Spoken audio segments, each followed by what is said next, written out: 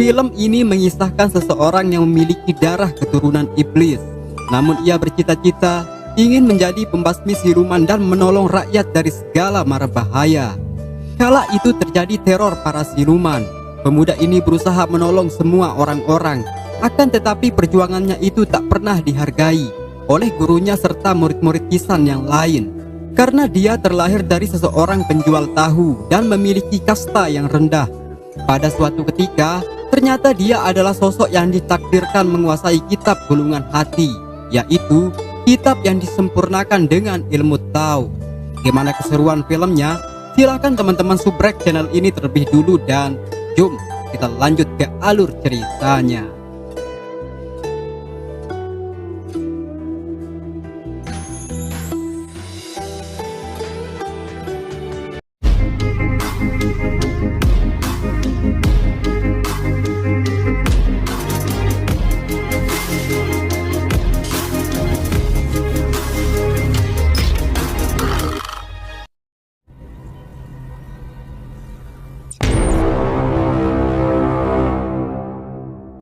Awal film memperlihatkan sebuah tempat terlarang.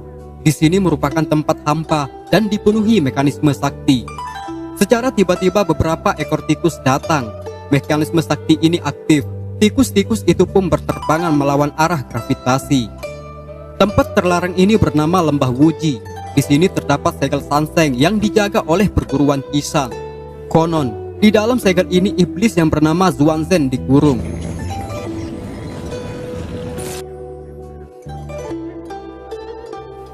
Berpindah ke sebuah kota kumuh yang dikuasai para siluman akar. Kota ini bernama Kinsui. Di sini telah datang 3 orang pembasmi siluman. Orang tua penunggu kota ini lalu mengantar ketiga pembasmi siluman ini untuk menyelidiki kediaman Lu, yang konon dicurigai sedang melakukan ritual jahat untuk memanggil roh para iblis. Penunggu kota ini tak mau ambil resiko. Ia kemudian pergi setelah menunjukkan jalan. Ketiga pembasmi siluman ini saling meragukan kemampuan mereka. Seseorang bernama Wang Seng mencoba memimpin rekannya. Namun rekan perempuannya yang bernama Suang-Suang menolak. Ia merasa kemampuannya jauh lebih bagus. Senior mereka yang bernama Gui menugaskan Wang Seng untuk berjaga di luar. Ia tahu jika Wang Seng hanya seorang pembasmi siluman rendahan.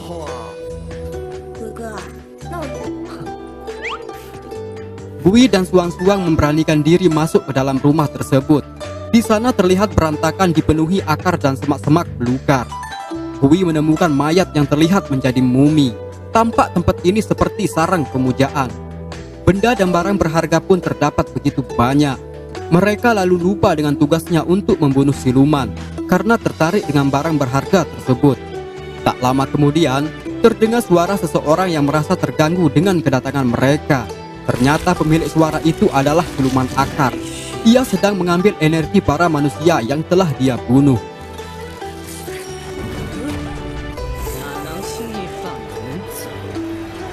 Mereka yang melihat siluman akar ini lalu ketakutan.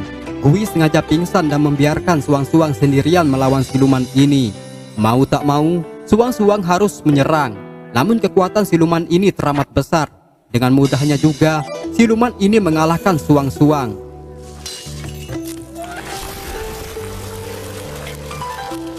Ia yang terdesak lantas meminta bantuan kepada Wang Seng. Teriakannya itu pun terdengar. Ternyata siluman ini telah membunuh orang begitu banyak. Mayat-mayat mereka masih terlihat utuh. Kini Wang Seng harus bertarung dengan siluman ini. Ia bersenjatakan pedang pemberian ayahnya. Awalnya ia sangat takut melihat siluman ini. Namun ia terpaksa memberanikan diri. Siluman ini sendiri sakit perut menertawakan mereka bertiga karena kemampuan mereka tak seberapa. Wang Seng dengan sepenuh kemampuan terus menyerang hingga ia nyaris terbunuh oleh pedangnya sendiri.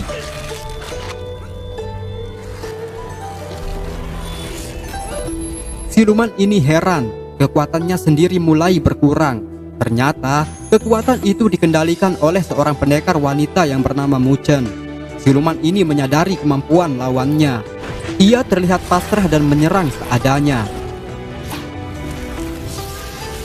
Singkat cerita, siluman itu pun dikalahkan.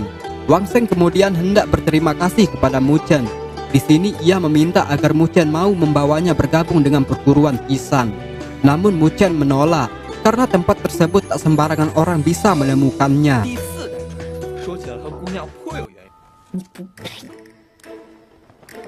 Di lain tempat, guru ketua Qisan didatangi Raja Iblis.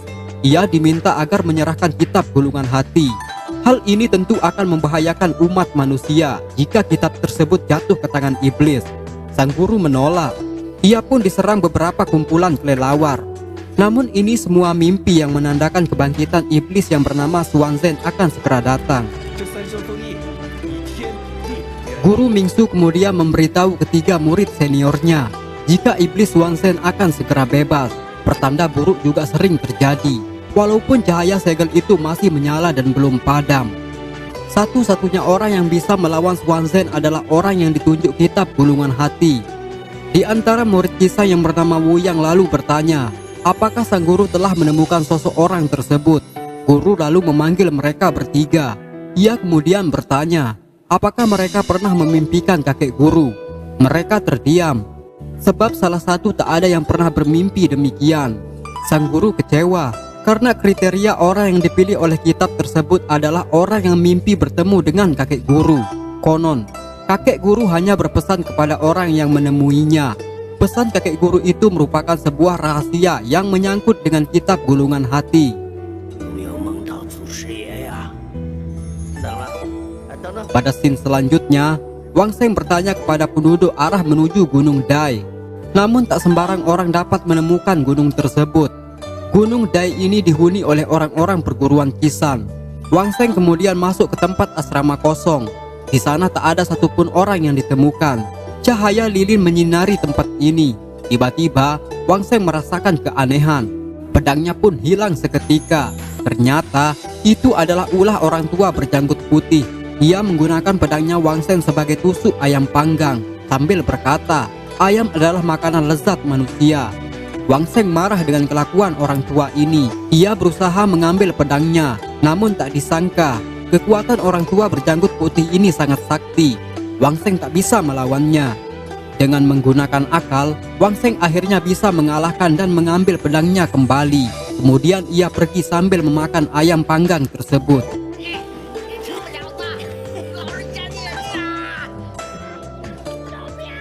Namun lagi-lagi orang tua berjanggut putih itu muncul dengan kekuatan menembus tembok. Ia juga memperlihatkan kekuatan cincin saktinya yang mampu mengendalikan benda apapun. Wang Sheng hanya diam melihat kekuatan itu. Orang tua berjanggut putih lalu menawari cincin tersebut untuk ditukar dengan pedang miliknya. Ia juga memberitahu Wang Sheng cara menggunakan cincin sakti ini. Beberapa hari kemudian, terlihat anak-anak berkumpul mendengarkan sebuah cerita. Ternyata itu adalah Wang Sheng yang tengah membual. Dia bercerita kemampuannya yang telah mewarisi ilmu sakti dari orang tua berjanggut. Gui sempat mengejeknya, namun Wang Sheng menunjukkan cincin sakti itu yang diperoleh dari orang tua berjanggut putih. Gui lalu berkata, dia siap menjadi pembantu apabila Wang Sheng mampu menembus tembok di depannya itu.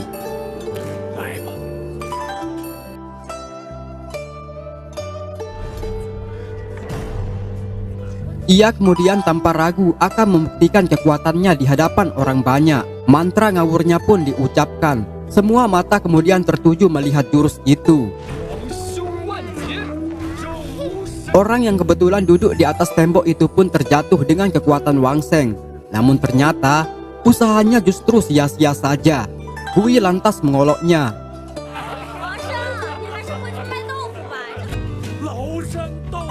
Karena terlanjur malu, Wang Sheng berusaha keras untuk menembus tembok itu lagi. Akan tetapi di tengah usahanya itu, sebuah benda mengenai lehernya. Ia terdiam, namun ternyata itu adalah ayahnya yang datang dengan kemarahan. Ayahnya merasa malu karena memiliki anak yang tak berguna. Ia semakin marah setelah tahu jika pedang pemberiannya dijual oleh Wang Sheng. Kemarahan ini tentu tak bisa diucapkan. Wang Sheng yang melihat wajah beringas segera pergi karena takut amukan ayahnya.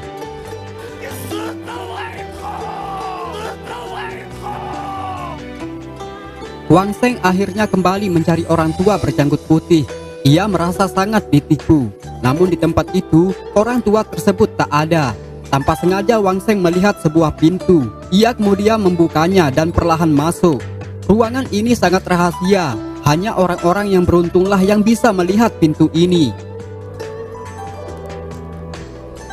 Tiba Wang Sheng pada pintu selanjutnya. Ia kemudian membuka kembali pintu itu. Ternyata pemandangan luar biasa dilihatnya. Gunung Dai yang dicarinya pun terlihat dengan bangunan-bangunan kuno perguruan. Setelah sampai di puncak, Wang Sheng merasa senang. Akan tetapi di sana ia telah ditunggu seseorang murid Qisan, yaitu Wu Yang. Ketiga murid senior ini tak terima kedatangan Wang Sheng karena tempat ini hanya bisa ditemukan oleh orang-orang berdarah Qisan. Wang Sheng yang melihat Mu Chen lantas cengengean menunjukkan rasa senangnya. Tapi Mu Chen acuh kepadanya karena ia tahu Wang Sheng adalah pembasmi siluman gadungan. Perdebatan para murid senior terjadi. Tiba di saat Wang Sheng hendak diinterogasi mereka, cincin saktinya pun lepas dan terjatuh di hadapan guru Mingsu yang baru datang. Sang guru menyadari jika cincin ini adalah peraturan Qisan yang dimiliki kakek guru. Ia kemudian meminta mereka berhenti. Guru kemudian bertanya di mana Wang Sheng menemukan cincin sakti ini. Wang Sheng menjawab, jika orang tua berjanggut putih yang telah memberinya. Mendengar perkataan Wang Sheng, mereka semua terdiam karena mereka tahu jika orang tua tersebut adalah kakek guru. Wu Yang sempat tak percaya jika Wang Sheng pernah bertemu kakek guru. Karena Wang Sheng sendiri manusia biasa yang dipilih kakek guru. Dalam artian, Wang Sheng adalah orang yang ditunjuk kitab gulungan hati. Guru Mingsu akhirnya senang telah menemukan orang yang bakal mewarisi ilmu sakti tersebut. Ia lalu memutuskan mengangkat Wang Sheng menjadi murid. Ini semua adalah pilihan langit yang ditakdirkan kepadanya. Mendengar ini, para murid senior sempat protes agar sang guru mempertimbangkan keputusan tersebut. Di sebuah ruangan kosong, Mu Chen ditugaskan sang guru untuk melayani Wang Sheng. Mengetahui dirinya bersama wanita cantik, Wang Sheng berpikir yang jorok-jorok. Mu Chen hanya mengikuti apa yang dipikirkan Wang Sheng. Ia kemudian perlahan mengikat Wang Sheng hingga tak bisa bergerak. Wang Sheng sendiri masih belum sadar dan terus tergoda. Ciuman telapak tangan Mu Chen mendarat di pipinya. Sekarang ia baru sadar jika dirinya dalam bahaya. Tujuan Mu Chen tak lain agar Wang Sheng berkata jujur dengan tujuannya ke perguruan ini. Jawaban-jawaban Wang Sheng terus salah. Hingga pada jawaban terakhir ia justru ungkapkan jika ia telah jatuh cinta kepada Mu Chen semenjak pertama berjumpa. Itulah alasan sebenarnya ia kemari. Mendengar ini semua, Mu Chen terlihat kebaperan. Namun tak disangka, di balik wajah lembutnya itu tersimpan kemarahan yang besar. Wang Sheng sendiri ditonjok pukulan yang dengan seketika membuatnya headshot. Di tempat lain, Wu Yang memperjelas tujuan sang guru ingin mewariskan kitab gulungan hati. Ia tampak tak setuju jika Wang Sheng yang ditunjuk, karena dia tahu jika Wang Sheng adalah orang asing. Guru hanya menjawab, semua ini adalah takdirnya yang dipercayai oleh Taoist Taiping atau leluhur mereka. Seperti yang diketahui, kitab gulungan hati hanya memilih orang yang ditakdirkannya. Di sini Wu Yang mulai tampakkan kecemburuan. Guru berkata, kebenaran ini akan diungkapkan sebentar lagi. Mu Chen dan Lin Feng juga berpikir demikian. Mereka takut jika perguruan Qisan jatuh di tangan pemuda penjual tahu ini. Terlebih dengan keadaan yang buruk segera terjadi. Jika iblis Duanzhen sekarang akan bebas dari segel Sanseng. Semua ini tentu mengancam umat manusia. Mereka tak yakin jika Wang Sheng seorang penipu masyarakat dengan mengaku pemburu siluman akan bisa menjadi penyelamat mereka semua. Mu Chen tak terima keputusan sang guru, walaupun guru sendiri menjelaskan semua ini. Ia kemudian menyuruh Wu Yang agar menjelaskan sang guru. Akan tetapi, Wu Yang justru menuruti perkataan dan keputusan sang guru. Jika memanglah Wang Sheng orang yang tepat mewarisi kitab gulungan hati, Wu Yang kemudian bertanya di mana Wang Sheng saat ini. Wang Sheng sendiri masih trauma dengan perlakuan Mu Chen yang membuatnya babak belur. Ia tak yakin Mu Chen baik hati kali ini. Wang Sheng kemudian mencoba kabur, namun di depannya sang guru telah menghalangi. Berbagai macam alasan Wang Sheng ungkapkan agar bisa keluar dari tempat ini. Ia berkata, jika ia teringat tahunya sangat banyak dan belum terjual di rumah. Sang guru lalu menunjukkan pedang miliknya Wang Seng, sembari berkata, dulu engkau lupa menjual tahu hanya dengan memperjuangkan pedang ini. Pedang ini sendiri milik leluhurmu, yang terus berjuang membasmi iblis demi menegakkan keadilan. Lantas mengapa kamu tak seperti pahlawan Heng? Mu Chen yang mendengar ini lalu terdiam dan heran. Ia tak menyangka jika Wang Seng adalah keturunan pendekar Heng, yaitu orang yang telah berjasa menyelamatkan perguruan Qisan di masa lalu. Sang guru kemudian menceritakan kisah pendekar Heng kepada mereka. Di masa lalu, ketika sang guru dibawa oleh kakek guru, ia melihat murid senior yang aneh. Pekerjaannya hanya menulis dan membaca. Sama sekali ia tak pernah berlatih layaknya murid-murid Qisan yang lain. Murid senior ini bernama Feng. Ia sangat disegani semua murid Qisan karena kelakuannya yang aneh tak pernah keluar rumah. Di sisi lain juga, terdapat seseorang murid Qisan yang sangat rajin dan tekun berlatih. Ia bernama Xuanzhen. Xuanzhen berhasil menguasai ilmu kungfu. Semua murid Qisan tak ada yang bisa mengalahkannya. Ia tampak jatuh ke aliran iblis. Sang guru tak mau memberikannya kitab gulungan hati. Xuanzhen yang telah dikuasai jiwa iblis lalu menikam kakek guru. Setelah membunuh kakek guru, ia berniat merebut kitab gulungan hati dan akan menghabisi semua murid-murid Qisan. Murid-murid Qisan berjuang mempertahankan kitab tersebut. Mereka semua tak mampu menahan Xuanzhen. Di saat seperti itu, murid senior Feng datang dan menyegel kitab gulungan hati. Semua murid tak menyangka kemampuan kakak seperguruan mereka sejauh itu, karena mereka tahu jika Feng adalah murid aneh yang tak pernah keluar rumah. Feng lalu mengorbankan nyawanya demi menyegel iblis Xuanzhen dan menyelamatkan semua orang. Semenjak kematian Feng, tak ada satupun orang yang bisa mewarisi kitab gulungan hati. Sang guru terus menunggu orang yang bakal mewarisi ilmu ini hingga berpuluh-puluh tahun lamanya, karena orang yang menguasai kitab inilah yang mampu melawan Xuanzhen. Mendengar ini, Wang Seng akhirnya menyadari jika ia adalah keturunan Qisan yang berdarah Feng.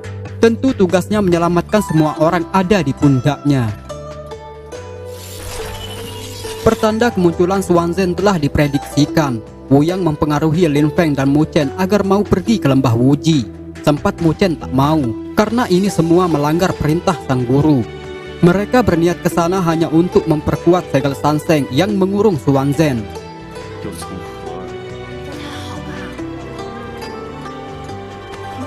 Kini Wang Seng diberitahu sang guru rahasia kekuatan cincin sakti yang mampu menghancurkan dan mengembalikan sesuatu seperti sedia kala. Ia tampak kagum. Ini semua adalah kekuatan Tao. Sang guru terus mengajari Wang Seng makna dari Tao yang sebenarnya. Begitu juga dengan jurus 1000 pedang. Wang Seng bertanya bagaimana cara menguasai ilmu tersebut dengan cepat. Guru kemudian berkata, hanya dengan mengingat nasihat dan perkataan kakek guru. Wang Seng akhirnya teringat dengan nasihat kakek guru di kala itu. Jika ilmu Tao hanya diperuntukkan demi rakyat dan bukan keegoisan. Guru telah yakin jika Wang Seng mengetahui nasihat itu. Ia kemudian mengajak Wang Seng jalan-jalan ke sebuah kota. Wu Yang, Mu Chen, dan Fan Ling saat ini telah sampai di lembah terlarang. Mekanisme itu masih aktif menyala. Mereka lalu mempersiapkan formasi untuk memperkuat segel Sanseng. Mantra sakti dipimpin oleh Wu Yang, namun terlihat terjadi kesalahan. Tubuh mereka perlahan meninggalkan pijakan. Mu Chen lalu mencoba memperbaiki mantra sakti, akan tetapi Wu Yang menghalangi. Ternyata kesalahan ini disengaja olehnya, karena Wu Yang sendiri ingin membebaskan Xuanzhen dengan membuka segel tersebut. Ia merasa jika Qisan seakan-akan dijatuhkan ke jurang oleh guru dengan memberi Wang Seng kitab gulungan hati. Menyadari ini semua, Mu Chen dan Fan Ling tak menyangka kakak seperguruannya sejahat ini. Mereka langsung diserang oleh Wu Yang dan terjatuh ke dasar jurang. Namun tempat terlarang ini hampa dan terbalik. Mereka akan dengan mudah melawan arah gravitasi. Mu Chen mencoba menghalangi Wu Yang, namun terlambat. Wu Yang telah mengorbankan dirinya untuk membuka segel tersebut. Di kota yang bernama Bailu, Wang Seng dan guru menyaksikan sebuah pertunjukan. Kota ini selalu ramai siang malam. Guru berpesan kepada Wang Sheng agar bau kembang api tak menempel di tubuhnya. Wang Sheng secara spontan menangkap perkataan itu jika sang guru sedang mengajarinya ilmu yin dan yang. Saking serunya pertunjukan tersebut, Wang Sheng tak menyadari sang guru telah pergi. Pertunjukan itu pun berganti dengan seseorang wanita menceritakan kisah bunga kembar. Konon, bunga kembar itu berasal dari seorang siluman yang kisah cintanya direnggut oleh para manusia serakah. Para siluman dikala itu terus diburu dan dibunuh manusia, meski mereka tak melakukan kesalahan. Dunia ini semestinya tempat berbagi antara siluman dan manusia. Sempat semua orang terlena mendengar cerita tersebut. Akan tetapi siluman bunga ini menyimpan niat jahat, yaitu membalas dendam atas kematian kekasihnya di masa lalu. Bunga sihir itu pun dikeluarkan. Semua orang mulai terhipnotis dengan aroma bunga tersebut, tak terkecuali Wang Sheng sendiri. Mereka tampak menjadi patung. Di saat itu, tiba-tiba cincin sakti Wang Sheng aktif mengeluarkan cahaya. Ia sendiri sadar dan tahu wanita ini adalah siluman. Wang Sheng lalu dengan ketakutan mencoba meninggalkan tempat itu. Namun ia teringat jika dirinya seorang murid Kisan yang mampu membasmi setiap siluman. Wang Sheng lalu berusaha melawan siluman tersebut. Akan tetapi kekuatannya tak bisa ia tunjukkan. Siluman ini malah menganggapnya murid Kisan palsu. Wang Sheng kemudian dibanting ke sana kemari. Siluman itu juga mencelakai semua orang. Namun Wang Sheng mampu menyelamatkan mereka. Kini siluman ini betul-betul marah. Ia dengan sombongnya menyuruh Wang Sheng menyelamatkan anak ini dengan kemampuannya. Anak itu pun dilempar ke arah patung singa dengan kecepatan penuh. Tampak Wang Sheng tak bisa menyelamatkannya. Akan tetapi ilmu Tao yang ada pada dirinya tiba-tiba aktif. Anak itu pun berhasil diselamatkan. Wang Sheng mulai memahami arti dari ilmu Tao. Ia teringat perkataan-perkataan yang menyangkut ilmu tersebut. Jika ilmu Tao adalah ilmu untuk melindungi rakyat. Wang Sheng lalu dengan kesaktian teleportasinya mampu menghentikan waktu sebelum kejadian ini. Semua orang kini berhasil diselamatkan. Melihat itu, siluman yang bernama Yaulan ini marah. Ia kemudian menyerang Wang Sheng dengan penuh kekuatan. Siluman ini terluka tak mampu melawan kekuatan Wang Sheng. Wang Sheng kemudian berjanji akan mengembalikan ke tempat asal semestinya. Siluman bunga ini pun disegel dalam bentuk bunga kembar. Tampak Wang Sheng tak tega melukai siluman itu. Di lain scene, Mu Chen dan Fang Ling tersadar. Ia melihat iblis Xuan Zhen telah bebas dari segel San Sheng. Mereka lalu mencoba menyerang dengan jurus 1000 pedang. Namun semua itu adalah trik kecil bagi Xuan Zhen. Ia dengan mudahnya menghalau setiap serangan tersebut. Tak tinggal diam, kekuatan mereka satukan. Di sini Xuan Zhen mulai menunjukkan kekuatannya. Mu Chen sendiri terluka. Fang Ling terus menyerang sekuat tenaga, hingga pedangnya pun dengan mudah dipatahkan oleh Xuan Zhen. Namun di saat itu, Fang Ling berhasil membuat Xuan Zhen terluka dengan pedang tersebut. Sempat mereka senang merasa berhasil mengalahkan Xuan Zhen. Akan tetapi, tiba-tiba cahaya merah muncul dengan suara San Zhen yang kembali bangkit. Xuan Zhen lalu mengeluarkan pedang yang menancap di tubuhnya. Dengan seketika, semua rasa sakit itu berbalik kepada Fang Ling. Tubuhnya berdarah. Ia pun tewas saat itu juga. Xuan Zhen berkata, jika tak ada orang yang bisa menghalanginya untuk mendapat kitab gulungan hati. Mu Chen lalu berkata, jika Wang Sheng adalah orang yang akan menghentikannya. Xuan Zhen malah memberitahu Mu Chen jika Wang Sheng tak mungkin melakukan semua itu karena dia sendiri adalah darah keturunannya. Mendengar ini, Mu Chen sempat heran. Xuan Zhen lalu hendak menghabisinya, namun kekuatan misterius datang menghalangi. Di saat itu Mu Chen berhasil diselamatkan. Kini kebangkitan Xuan Zhen akan menjadi malapetaka semua orang.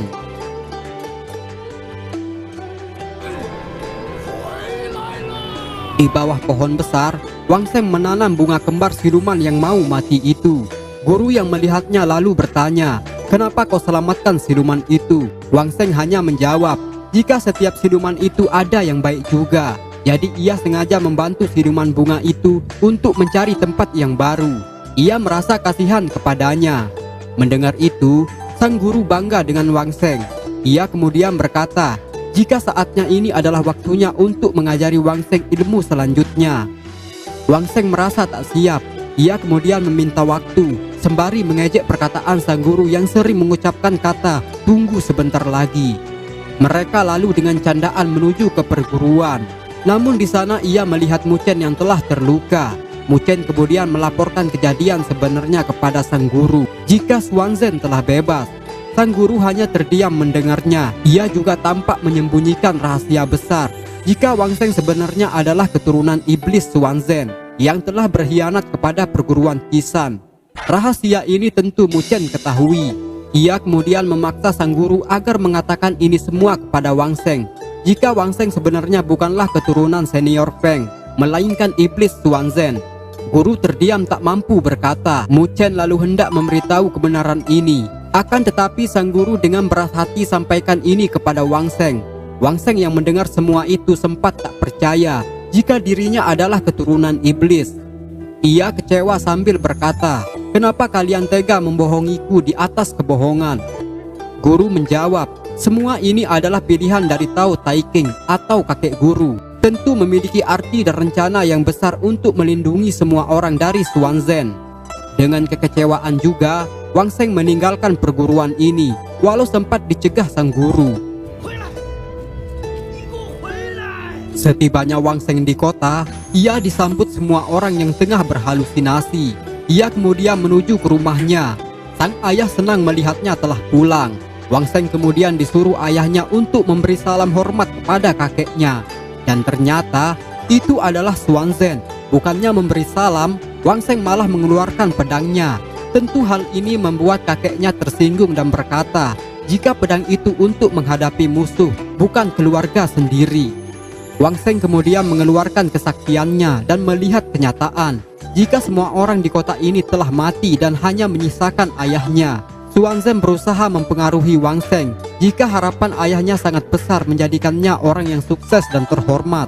Kata-kata Xuanzhen itu ditolak Wang Sheng sembari ia ungkapkan keburukan Xuanzhen di masa lalu ketika ia mengkhianati semua orang Qisan. Mendengar itu, Xuanzhen marah. Ia kemudian mengancam ayahnya Wang Sheng. Melihat ayahnya dalam bahaya, Wang Sheng berusaha membujuk Xuanzhen jika ia siap membawanya ke Gunung Dai dengan menggunakan cincin sakti yang disebut peraturan Qisan. Mendengar tawaran itu, Xuanzhen senang karena ia sendiri tak bisa menuju Gunung Dai atau tempat perguruan Qisan tanpa harus melakukan keonaran terlebih dulu. Setibanya mereka di sana, Mu Chen dan murid Qisan yang lain telah menunggu mereka. Mu Chen sangat marah kepada Wang Sheng. Sempat terjadi perdebatan di antara mereka. Tak ingin ikut campur, Xuanzhen pamit ingin menjumpai guru Mingsu untuk bernostalgia. Mu Chen kemudian memerintahkan semua murid ke pavilion untuk menjaga tempat kitab gulungan hati. Sedangkan ia sendiri akan menghadapi Wang Sheng yang dianggapnya telah berkhianat. Kini kawan lama telah berjumpa kembali. Tempat kitab itu pun dijaga guru Mingsu. Namun Xuanzhen memaksa agar kitab tersebut diserahkan. Para murid Qisan lalu menyerang dengan kekuatan dan rantai saktinya. Mereka semua dikalahkan. Sang guru kemudian mengeluarkan jurus dan segel saktinya kembali. Saat itu Xuanzhen sejenak terkurung. Karena kekuatannya telah bertambah dan berlipat-lipat, dengan mudahnya segel itu ia hancurkan. Guru Mingsu tak mampu melawan kekuatan iblis ini. Terlebih lagi, ia marah melihat Wang Sheng bersekutu dengan iblis kakeknya itu. Wang Sheng kemudian berkata, jika semua ini terjadi atas kesalahan sang guru, yaitu berbohong di atas kebohongan. Mendengar ini sang guru sempat tak terima. Namun karena isyarat dari Wang Sheng, ia terpaksa mengakui kesalahannya dan membuka segel kitab gulungan hati tersebut. Kini kitab itu telah tampak. Xuanzhen kemudian mendekat dan hendak mengambilnya. Namun tiba-tiba pedang justru menembus tubuhnya. Ia marah dan berkata, jika Wang Sheng tega mengkhianati darah sendiri. Xuanzhen kemudian mencabut pedang itu. Rasa sakit kemudian berpindah kepada Wang Sheng. Ia terluka, sedangkan Xuanzhen sama sekali tak merasakan apapun. Ia kemudian bertanya kepada Wang Sheng, kenapa kau mau menghalangi jalanku? Wang Sheng menjawab, jika ia tak ingin mengikuti jalan yang salah ini. Dengan kemarahan, Xuanzhen menyerang mereka berdua. Di saat tak berdaya seperti itu, Xuanzhen terus menyerang mereka. Dan alhamdulillah, Mu Chen datang tepat waktu untuk membantu mereka. Pertarungan kemudian dilanjutkan dengan serangan-serangan sakti. Mu Chen mencoba menghancurkan dudukan segel. Tempat itu pun terbuka dan menyedot semua orang ke dalam alam hampa. Di saat seperti ini, Wang Sheng mengorbankan dirinya dan menyeret Xuanzhen masuk ke dalam alam hampa. Saat itu Mu Chen sempat mencegahnya, tetapi Wang Sheng berkata, jika ini adalah kesempatan untuk menghentikan iblis kakeknya. Wang Sheng hanya berpesan agar Mu Chen menjaga guru mereka. Dia dan kakek iblisnya pun tersedot ke alam hampa. Pintu itu pun tertutup dengan kekuatan Wang Sheng. Kitab gulungan hati itu pun terjatuh tepat di depannya. Di sana Xuanzhen mencoba merebut kitab tersebut. Pertarungan antara cucu dan kakek iblis dilanjutkan. Namun kekuatan mereka sepertinya tak stabil di tempat ini. Pertarungan ini pun dilakukan dengan kekuatan biasa. Wang Sheng merasa akan menang, kendati ia masih muda dan stamina lebih besar daripada kakek iblisnya tersebut. Mereka saling tonjok-menonjok hingga terlempar ke berbagai batuan terapung melayang. Mengetahui dirinya lemah, Xuanzhen mengeluarkan kekuatan rahasianya. Wang Sheng sendiri kalah dan terlempar. Kini kitab tersebut telah jatuh di tangan Xuanzhen. Namun ia terlihat kecewa. Karena keajaiban, kitab ini tak menampakkan tulisannya. Di lain tempat, Guru Mingsu merasa bersalah terhadap Wang Sheng. Kini terbukti ketulusan Wang Sheng telah menolong mereka semua. Akan tetapi, mereka justru tak mempercayainya, disebabkan Wang Sheng seorang keturunan iblis. Untuk menebus rasa bersalahnya itu, sang guru beserta murid-murid yang lain mencoba untuk membantu Wang Sheng dengan kekuatan Tao yang ada pada diri mereka semua. Wang Sheng masih melayang tak sadar. Ia teringat di dalam mimpi makna Tao yang sebenarnya. Cincin sakti itu pun aktif. Kini gulungan hati itu pun terbang ke arah Wang Sheng. Kitab gulungan hati dan cincin sakti menyatu. Cahaya kekuatan pun terlihat dan membuat Xuanzhen kakek iblisnya tak mampu menatapnya. Xuanzhen tak terima kekuatan itu jatuh di tangan Wang Sheng cucunya. Ia kemudian menyerang dengan kekuatan penuh. Akan tetapi kekuatan cucunya jauh lebih besar. Xuanzhen pun tewas kala itu. Di sisi lain, guru dan murid-murid menyaksikan kekuatan yang besar terjadi. Kitab-kitab yang ada menyatu membentuk lingkaran terbang dengan asap. Kitab-kitab itu pun mulai menghilang. Perlahan Wang Sheng terlihat dari dalam lingkaran kitab tersebut. Wang Sheng kemudian mengeluarkan kesaktian. Akan tetapi ia terjatuh. Melihat Wang Sheng yang telah kembali, mereka semua sangat senang. Sang guru lalu mengajak Wang Sheng untuk makan. Namun Wang Sheng menjawab jika ia tidak lapar. Guru lalu mengeluarkan sesuatu dari dalam jubahnya. Ternyata anjay gurinjay, itu sebuah ayam bakar. Tentu hal ini membuat nafsu makan saya sendiri meningkat bercampur tai lalat. Di saat itu, Mu Chen merasakan sesuatu yang aneh terjadi. Ia mencoba menoleh ke belakang, dan ternyata film pun selesai.